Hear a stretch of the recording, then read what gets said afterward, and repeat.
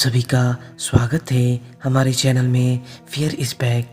तो चलिए चलते हैं आज की कहानी की ओर।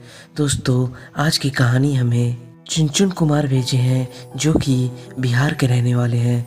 तो आइए इस कहानी को जानते हैं। कई लोग अक्सर ये सोचते हैं कि क्या सच में जीन होते हैं। मैं अगर बताऊं तो मुझे लगता है कि हाँ, वाकई में जीन होते हैं, लेकिन कई लोग जीन या भूत पर विश्वास नहीं करते। खैर, मैं आपको एक ऐसी जिन की कहानी सुनाने जा रहा हूँ जो मेरे दोस्त विनय के साथ घटित हुई है।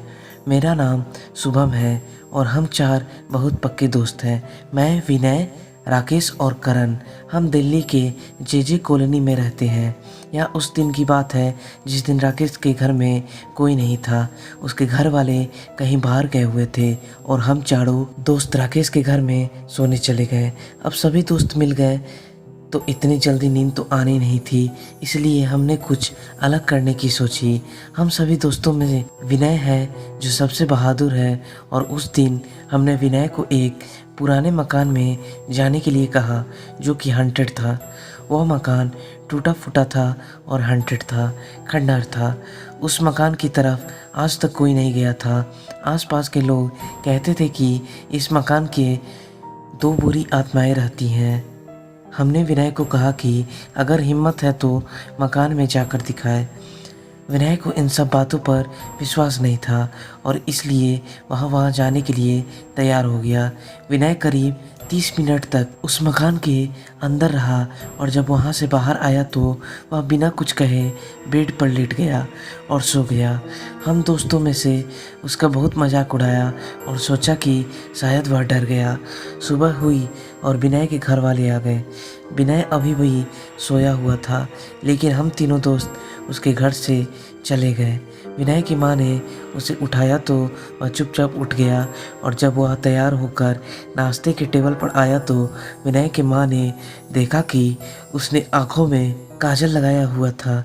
विनय की माँ ने उससे पूछा कि यह काजल क्यों लगाया है, तो उसने कहा यूं ही लगाया है। खाने के टेबल पर आकर विनय ने देखा कि पराठे बने हुए हैं जो कि उसे बहुत पसंद था, लेकिन विनय ने अपनी माँ को आवाज़ लगाई और कहा कि उसे ऑमलेट खाना है। यह सुनकर विनय की माँ के होश उड़ गए, क्योंकि वह वेजिटेरियन था और विनय को अंडे से सख्त नफरत थी। विनय की माँ ने उसे डांटा और कहा कि क्या बक रहे हो। विनय ने खाना छोड़ दिया और वह घर से चला गया। जब विनय अपने दोस्तों से मिला तो बहुत अजीब तरह पेश आ रहा था। वह कभी किसी आदमी की आवाज़ में बात करता था तो कभी किसी औरत की आवाज़ में। यह देखकर विनय के सभी दोस्त थोड़ा घबरा गए थे, इसलिए राकेश ने जाकर रात की पूरी बात विनय की माँ को बता दी। अब रात हो चुकी थी, लेकिन विनय घर नहीं आया।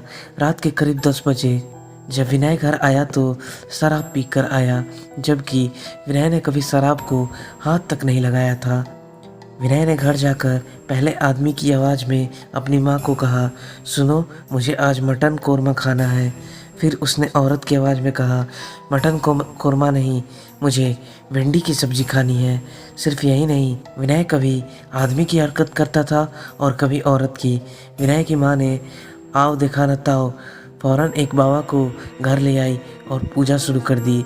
वह समझ गई थी कि विनय के अंदर जीन या कोई बुरी आत्मा आ गई है।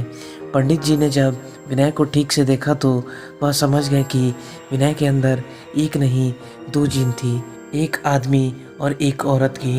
विनय जिस पुराने मकान में गया था वहाँ पति पत्नी रहते थे जिन्होंने लव मैरिज की थी, लेकिन लड़की के भाई को इस शादी से ऐतराज़ था और इसलिए उस दोनों को जिंदा जला दिया था। तब से उन पति पत्नी की आत्मा उसी मकान में भटकती थी, लेकिन जब विनय उस मकान में गया तो उन दोनों आत्माएं विनय के शरीर में प्रवेश कर गईं। जो पति की आत्मा थी वह अपने पति के भाई से बदला लेना चाहती थी, लेकिन पत्नी उसे हमेशा रोकती थी। बस इसीलिए विनय कभी औरत की आवाज़ निकलता था तो कभी मर्द की। विनय की माँ ने पूजा करवाई, तब जाकर विनय का शरीर उन दोनों की आत्माओं से मुक्त हो सका, वरना अगर देर हो जाती तो विनय से कुछ ऐसा हो जाता जो कभी नहीं होना चाहिए था। दोस्तों, इस संसार में अगर देवता है तो जिन या भूत जैसी चीज़ भी होती है, लेकिन वह आम इंसान को परेशान नहीं करती, मगर हम उन्हें परेशान या कुदरत के विपरीत जाकर उन्हें चैलेंज करेंगे तो ऐसी अनहोनी हो सकती है। इसलिए कुदरत की बनाई किसी भी चीज़ को चैलेंज मत करें, उसका गलत परिणाम भी हो सकता है। तो दोस्तों, यह थी चुनचुन जी की द्वारा भेजी हुई एक सच्ची घटना। अब हम फिर मिलते हैं अपनी एक अगली सच्ची घटना के साथ। धन्यवाद।